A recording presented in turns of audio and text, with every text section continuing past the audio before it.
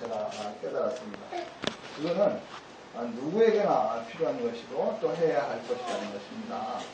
여러분에게도 이런 그 용서와 화해가 꼭 필요한 것이라는 것을 저는 믿습니다. 아마 그럴 것입니다. 아마가 아니라 그럴 겁니다. 부부 관계도 그렇고 형제 자매 관계도 그렇고 또 이웃 관계도 그렇고 모르는 사람 관계에서도 이 용서 화해라는 것은 상당히 많이 사용되는 것들입니다. 그래서인지 인간은 그래서인지 하나님께서 제사를 가르쳐 주실 때에 번제, 속죄제, 속건제 이런 그 제사의 모습을 가르치고 하나 딱 더 붙였는데 그게 화목제를 붙이셨어요. 화목제. 번제를 드리던 속건제를 드리던 속죄제를 드리던 그 제사를 끝에는 화목제를 드려라 이 말씀을 하셨어요. 그러니까 하나님께 용서받고 그리고 하나님의 은혜를 산다는 것을 끝나는 것이 아니고 하나님과의 관계를 다시 화해해야 된다. 또 이웃과의 관계가 화해되어야 된다. 이 말씀을 하신 것입니다. 그 화해가 그만큼 중요하다는 것을 말씀하신 것입니다. 아무리 하나님께 죄를 용서받았다 해도 하나님과 화해는 별도로 하는 제사를 드려야 한다는 것입니다. 인간은 하나님의 형상대로 지음받았습니다. 아멘. 이 하나님의 형상이란 하나님께서 하고자 하시는 일들을 우리도 해야 한다는 뜻입니다. 그게 하나님의 형상대로 지음받았다는 의미입니다. 그러므로 우리는 하나님께서 하신 것처럼 이웃을 사랑해야 돼요. 하나님께서 우리를 사랑하신 것처럼 모든 사람을 사랑해야 하는 것입니다. 이웃 사랑이란 용서와 화해가 없으면 있을 수가 없어요. 사랑할 수가 없는 거예요. 그래서 용서와 화해가 우리에게 정말 필요한 것이라는 것입니다.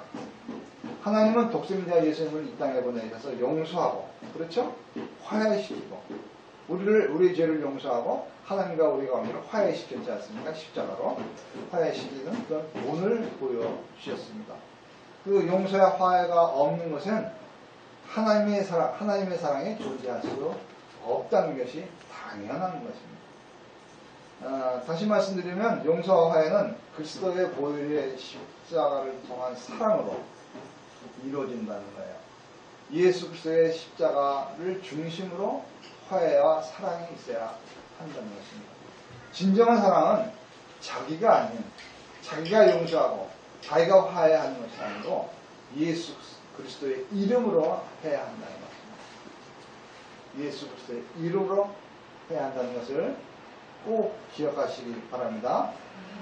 예수 그리스도가 인간관계 사이에 없다면 그 용서와 화해는 그거는 영속되지 않습니다. 그거는 그때 그런 거고 내일이면 또 싸워. 예수 그리스도가 그 사이에 없으면은 그 다툼은 자꾸만 일어나는 것입니다. 제 친척 중에 한 사람이 있어요. 고등학교를 졸업했어요. 대학교에 입학했습니다. 그런데 입학금이 없어요. 저한테 도움을 청해요. 입학할 수 있게 해주었습니다. 그리고 졸업했어요. 졸업하기도 전에 아주 좋은 직장에 취직을 했어요. 그런데 졸업할 쯤에 마지막 등록금을 낼 수가 없어요. 등록금을 낼 수 없으니 졸업이 안 되는 거예요. 그래서 저한테 부탁을 했어요. 등록금을 줬어요. 좋은 직장에 취직을 했어요. 취업을 하고 가정도 꾸미고 그리고 좋은 그 가정을 꾸미기 위해 성경 공부도 열심히 하려고 왔다 갔다 했어요. 저한테 왔어요. 쉬는 날이면 항상 이 교회에 와가지고 저한테 성경 공부를 배우게 됐습니다. 저는 아주 기뻤어요.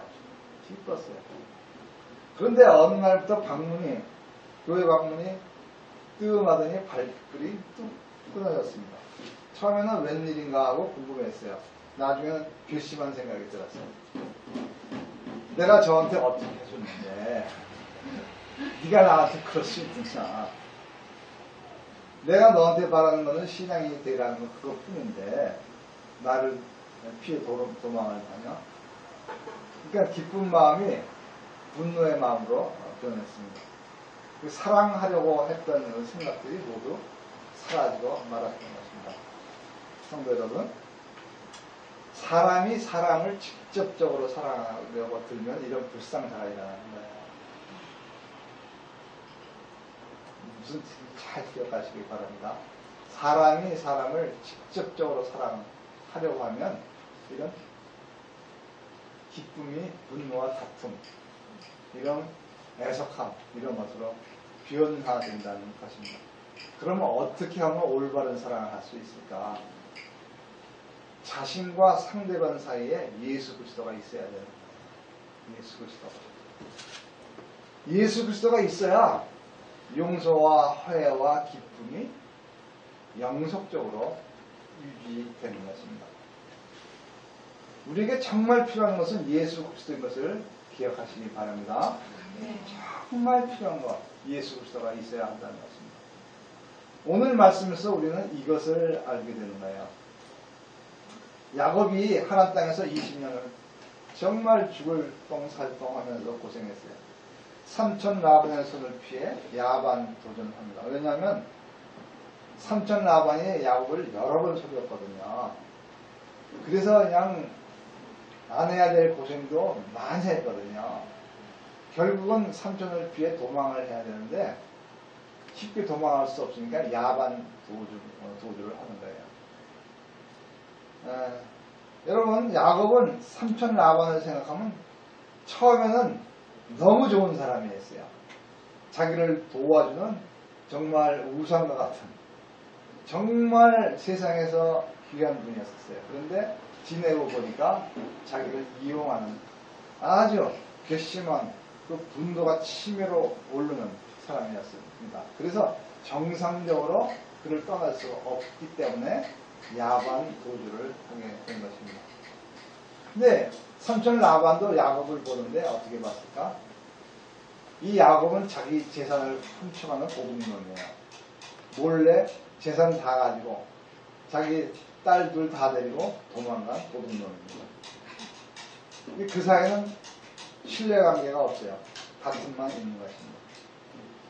이런 다툼 가운데 있는 사이에 하나님은 그 위기에 처한 야곱을 살리기 위해서 라반에게 꿈으로 나타납니다. 삼촌에게 꿈으로 나타납니다. 그게 창세기 31장 29절에 나오는데 야곱에게 이런저런 하지 말라. 그의 가는 길을 막지 말라. 이런 말씀을 하신 거예요. 삼촌 라반은 야곱을 체포하고 재산을 몰수할 수 있었어요. 그들에게 강력한 군대가 있기 때문에. 그러나 꿈에 나타난 하나님이 두려워서 야곱을 해코지를 할 수가 없었습니다. 하나님이 꿈에 나타났으니 얼마나 두렵겠습니까? 그래서 야곱과 라반이 만난 그 지역에 경계석을 세웁니다. 그리고 서로 침범하지 말라. 여기까지는 내가 다스리고 요 경계석 넘어서는 네가 뭘 하든지 난 상관하지 않겠다 하고 약속하고 헤어집니다. 사람은 분노와 다툼으로 서로 으르렁대지만 하나님은 잘못을 중재해서 용서와 화해로 이끌어내 주신 것입니다. 그래서 하나님이 필요하시다니까요. 여러분, 우리 중에 분노가 정리되지 않은 분이 있습니까? 상대방에 대한 다툼이 끝나지 않은 사람들이 있습니까? 하나님의 말씀을 들으세요. 하나님께서 뭐라고 하시는지 잠잠히 묵상하고 듣기를 바랍니다. 하나님은 그런 사람에게 하나님의 평화를 주시고 해결의 말씀을 주시는 것을 꼭 기억하시기 바랍니다. 화해와 용서로 말미암아 평화를 누리게 하시는 분이 하나님이십니다. 믿으십니까? 네. 야곱은 라반의 문제보다 더 큰 문제가 앞에 놓여 있어요. 뒤로는 이제 경계석을 정했으니 뒤로 이제 갈 데가 없어요. 이제 앞으로 가야 돼요. 근데 앞에는 누가 있어요? 형 에서가 있습니다. 형 에서는 동생 야곱을 죽이려고 칼을 갈았던 사람입니다. 그러니 거기를 함부로 넘을 수가 없는 그런 상태가 된 것입니다. 이제는 더 피할 수 없는 그 결전의 시간인 거예요. 뒤로는 갈 수 없고 이리 갈까 저리 갈까 차라리 돌아갈까 나는 곳도 없는 그런 상황이 된 것입니다. 이제 싸울 수밖에 없는 시간이 됐습니다. 야곱에게 인생에 기로가 생긴 거야. 이걸 어떻게 해야 되느냐. 야곱은 생각했습니다. 그래서 앞으로 나아가기로 결정했죠. 맨 앞에 종과 자식들을 세우고 그 다음에 레아와 그 자식을 세우고 그 다음은 라헬과 그 자식을 세운 다음에 야곱은 맨 앞에 서서 일단 무릎부터 꿇었어요. 그리고 7번 절일 무조건 잘못됐다. 무조건 내가 잘못됐다 하는 것이죠. 더 이상 할 말이 없다. 나는 입이 있어도 말을 이고 무언이다.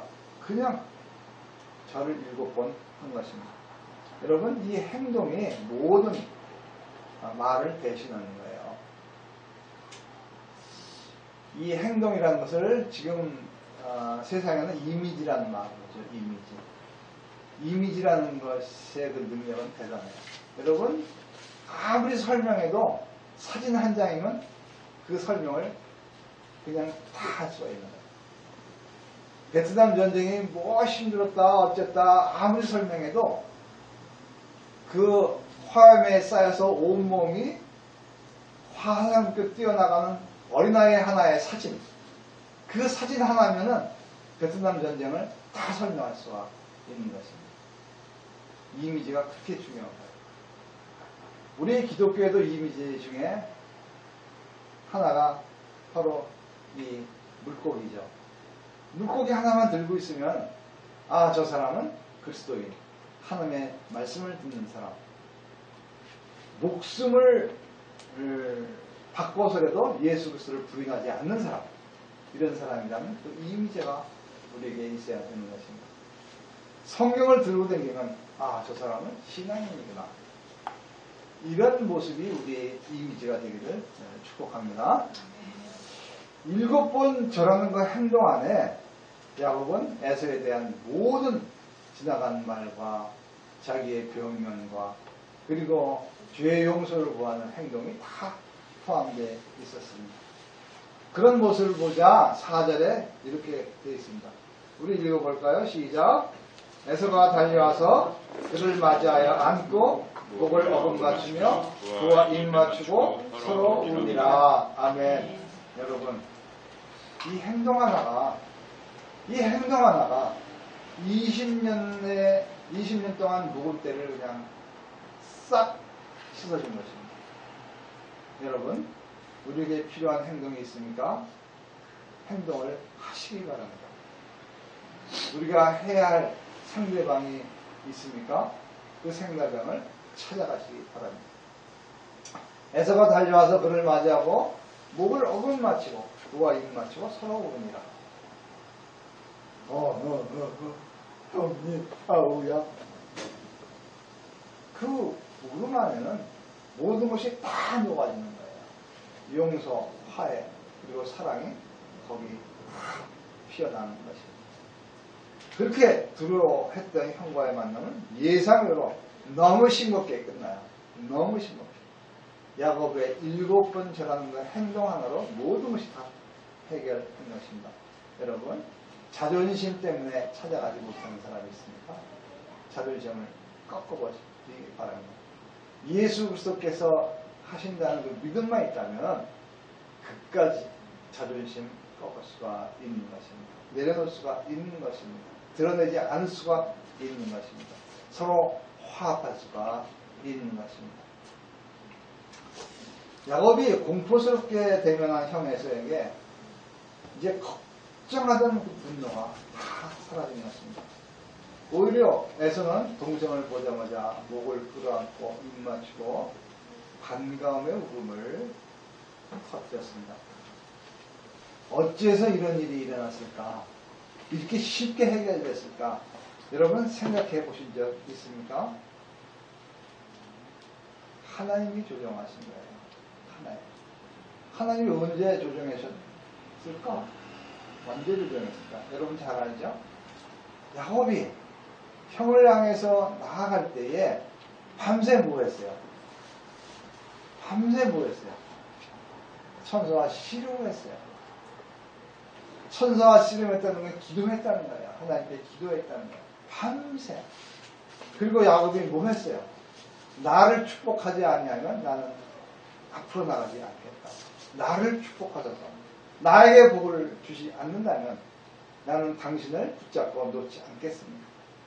야, 새벽이 됐다. 나 좀 놔달라. 나 지금 갈 길을 가야겠다. 아닙니다. 나에게 축복을 하십시오. 나에게 복을 내려주십시오. 그렇지 않으면 이걸 놓지 않겠습니다. 기도한 것입니다. 하나님께서 여기서 응답하신 거야.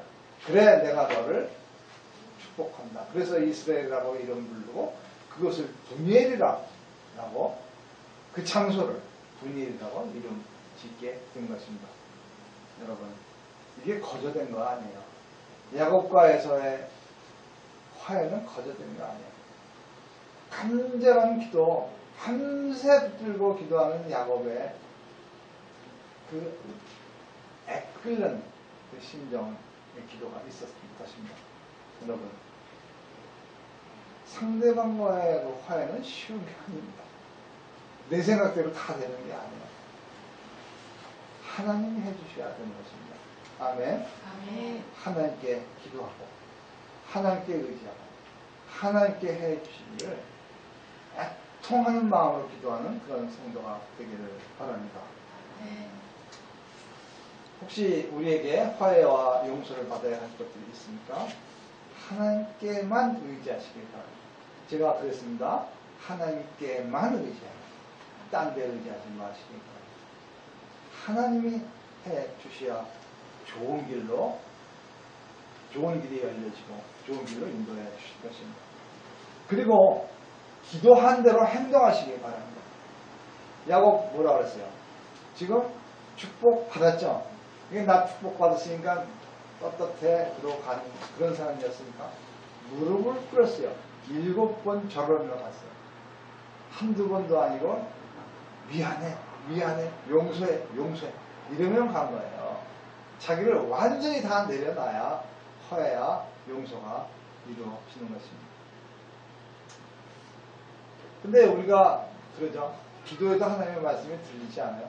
안 들리는 사람은 세상 말을 자꾸만 귀를 기울여서 그렇게 안 들리는 거예요. 안 들릴 리가 없어요. 하나님 응답하시는 분이라고 분명히 말씀하셨습니다. 우리가 하나님께 귀를 기울인다면 내가 기도한 것의 응답은 분명히 있습니다. 기억하시기 바랍니다. 그러니까 다른 곳에는 귀를 다 닫아보세요.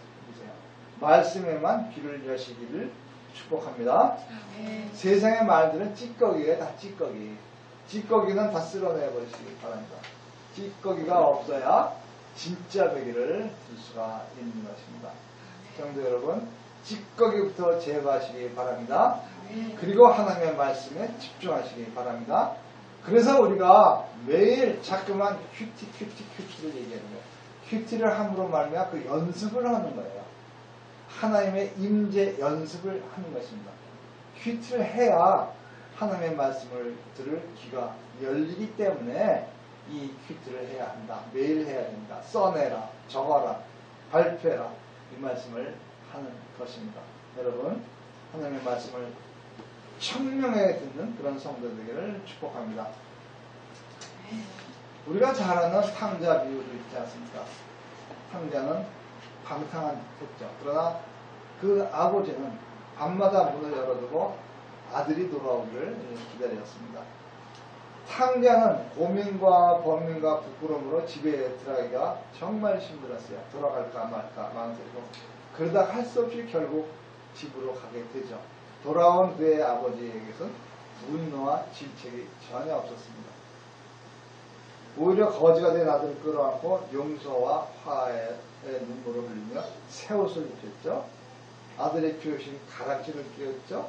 그리고 잔치를 베풀었죠. 사랑을 전해준 것입니다. 이게 아버지의 마음입니다. 이게 하나님의 마음입니다.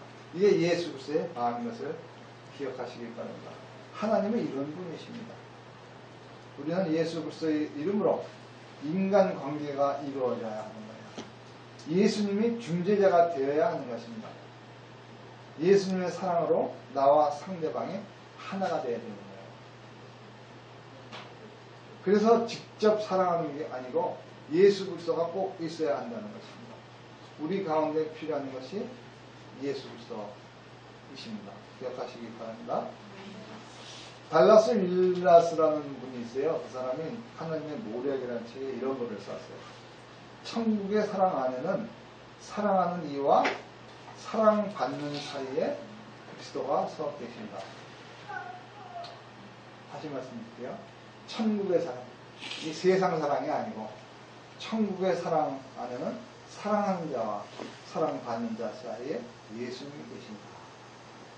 그러니까 사랑받는 자와 사랑하는 자 사이에 예수 그리스도를 통해서 교제가 되어야 한다는 것. 그것을 우리는 영적 사랑이다 이렇게 얘기합니다. 영적 사랑은 상대방에게 그리스도 얘기를 하는 게 아니에요. 상대방에게 그리스도 얘기를 하는 게 아니고 예수님께 그 사람의 얘기를 하는 거예요. 무슨 뜻이냐면 너 예수님 믿어야 돼, 너 하나님 믿는 사람이 그러면 안 돼, 이런 게 아니에요. 예수님께서 그렇게 하셨어, 이런 게 아니에요. 예수님께 기도하라는 거예요. 예수님, 난 저 사람을 사랑합니다. 예수님께서 그를 사랑해 주시옵소서. 예수님께서 그와 나와의 관계를, 화해와 평화의 관계를 만들어 주시옵소서. 예수님께 구하는 것입니다. 왜 그럴까요? 난 너를 사랑해. 난 너를 지극히 소중하게 여겨. 그런데 넌 그렇게 할 수 있어? 이렇게 된다는 거예요. 부부관계도 마찬가지예요. 내가 너를 얼마나 귀하게 여기는데 넌 나한테 그렇게 함부로 말할 수 있어? 안 되는 거예요. 예수님께 구하는 거예요. 예수님, 난 남편을 사랑합니다. 남편이 저를 예수 그리스도를 통해서 사랑하게 해주십시오. 이런 관계가 돼야 합니다.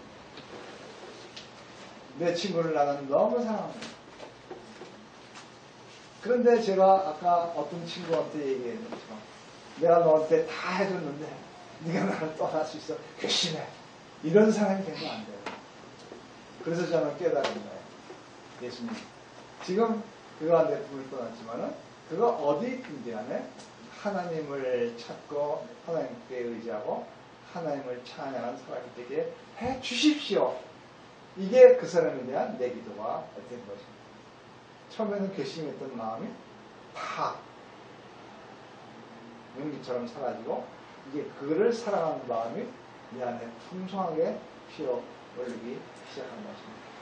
여러분, 사랑하는 것, 인간과의 관계 속에는 예수 그리스도가 우리 상대방과 내 사이에 안 계시면 그 사랑은 헛된 사랑인 것을 기억하시기 바랍니다. 이건 어떤 사람에게도 다 해당되는 것입니다. 그렇게 하면은 우리 가운데 예수님의 화해를 주시고 예수님께서 기쁨을 주시고 예수님께서 용서하게 인도하시는 것을 믿으시기 바랍니다. 그게 화목제입니다. 여러분, 화목제를 드리시길 바랍니다. 예수님께 구했잖아요. 제사잖아요. 그게 제사가 곧 기도거든요. 기도했잖아요. 그 기도를 예수님은 응답해 주신다는 것을 꼭 기억하시기 바랍니다. 하나님은 우리의 기도를 응답하신다, 응답하지 않는다. 응답하신다. 이 믿음을 갖고 기도하시기 바랍니다. 자신과 상대방 사이에 계신 예수님께 기도하고 구하는 것을 우리는 그걸 바로 영적 사랑이라고 하는 거예요. 인간적 사랑이 아닌 것입니다. 그게 바로 진정한 사랑이에요. 우리 가운데 계신 하나님께 의존할 때 그게 바로 진리를 찾아가는 사랑인 것입니다. 진리라고 하는 이유는 왜 그렇게 말하냐면 예수님의 사랑을 본받기 때문에 그렇습니다. 예수님의 사랑은 뭘까? 하나님과 우리 사이에 예수님이 가운데 계셔서 자신의 생으로 말미암아 우리를 하나님과 우리 이스라엘 화해시켰잖아요. 그게 바로 진리인 것입니다. 그게 바로 영적 사랑입니다. 그게 진정한 사랑인 것입니다. 우리는 그런 사랑을 해야 하는 것입니다. 그런데 세속적인 사랑은 뭘까? 사랑해서 헤어져, 사랑해서 죽어. 이거는 그리스도인 가운데는 존재하지 않는다. 그건 있을 수가 없는 거야.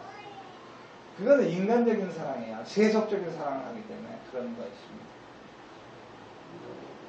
그건 내가 너를 사랑했으니 너도 나를 사랑해야 돼. 라고 족쇄를 감아놓는 거예요. 상대방을 구속시켜 뿌리는 거예요. 그러니까 다툼 나지. 그렇게 싸우는 거예요. 내가 너 이거 해줬는데 넌 나 왜 안 해줘? 내가 널 사랑했는데 넌 나 왜 사랑 안 해? 이런 다툼이 끊이지 않는 것입니다. 여러분, 우리는 예수 그리스도의 이름으로 사랑하시기를 축원합니다. 하나님은 누구든지 주의 이름을 부른 자는 구원해 주신다고 했어요. 우리가 예수 그리스도를 통해서 모든 것을 할 때에 하나님께서 주시는 평화를 맛보는 그런 성도 되기를 축원합니다. 용서를 구하고 화해를 원하는 자에게는 하나님께서 뭘 해주신다? 천국문을 활짝 열어 우리가 들어가게 하신다는 것을 믿으시기 바랍니다. 세상은 물질이 있어야 용서하고 물질이 있어야 화해할 수 있다고 합니다. 아니요. 물론 그것은 수단이 될 수가 있어요. 그러나 그것이 모든 것을 다 할 수는 없는 것입니다. 오늘 말씀을 봅시다. 야곱은 처음에 에서에게 갈 때에 자기의 모든 물질을 바치면은 에서와 자기 사이에 화해가 이루어질 것이라고 생각을 했어요. 그건 뭐예요? 그건 뇌물이에요. 뇌물. 뇌물 바치면은 이게 모든 것이 다 되겠지. 이렇게 생각을 했었습니다. 그런데 에서와 그리고 동생 야곱 사이에 화해가 일어나자 그 물질을 드릴 때는 그 뇌물이 뭘로 돼요? 예물이 됩니다. 예물. 뇌물이 아니고 예물이 되는 것입니다. 오늘 하나님의 말씀을 여기 보면은 예물로 받아 주십시오. 이렇게 야곱이 에서에게 얘기합니다. 여러분, 우리가 드리는 헌금도 마찬가지예요. 우리가 드리는 헌금을 하나님께 예물로 바치면 안 돼. 뜻이 뭐냐면, 야, 이거 헌금 안 하면 큰일 나나 보다. 이거 헌금 안 하면 하나님께서 나 죄 주나 보다. 이런 생각을 하는 것은 그건 우상을 섬기는 사람들 얘기예요. 예물로 드려야 돼요. 예물. 그래서 하나님께서는 그 과부의 2렙돈을 아주 크다 이런 말씀을 하신 것입니다. 아주 작은 2렙돈이지만 하나님께서 그 마음을 보신 거예요. 태도를 보신 거예요. 그래서 크다라고 칭찬을 하신 것입니다. 헌금도 그렇지만 우리의 예배도 마찬가지입니다. 이거 예배 드리러 안 오면 큰일 나니까 사단이 나를 공격해서 나는 다 망가지다. 그러니까 나는 예배 드리러 가고 이러면 뇌물이에요. 하나님께 나는 진정으로 예배를 드리는 자야. 나는 하나님의 자녀야. 하나님께서 원하시는 하는 일을 하는 사람이야. 그러니까 예물인 것입니다. 예물이 되시기를 축원합니다. 33장 10절에 보면 이런 말씀이 있어요. 야곱이 이르되 그렇지 아니하니이다. 내가 형님의 눈앞에 은혜를 입었사오면 청하건대 내 손에서 이 예물을 받으소서. 내가 형님의 얼굴을 배운즉 하나님의 얼굴을 본 것 같사오며 형님도 나를 기뻐하시니이다. 아멘. 예물을 통해서 둘 사이에는 하나님의 사랑이 피어올랐습니다.